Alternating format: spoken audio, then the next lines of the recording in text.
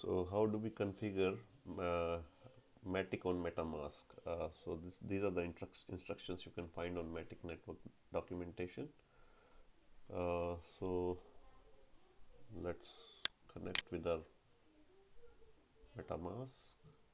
Open MetaMask. Here we have to go to custom RPC and we have to fill in these details.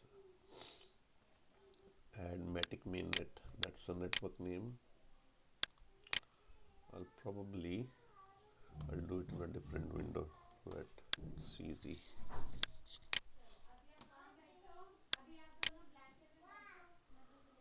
So custom RPC, Matic mainnet, that should be the name, and then URL, and then in 137 you can chain ID, and currency symbol is Matic.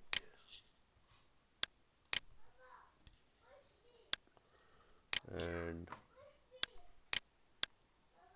the URL,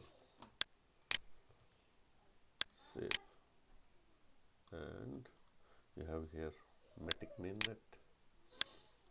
Now what you can do is head on to quick swap. Let's see if it works. Quick swap,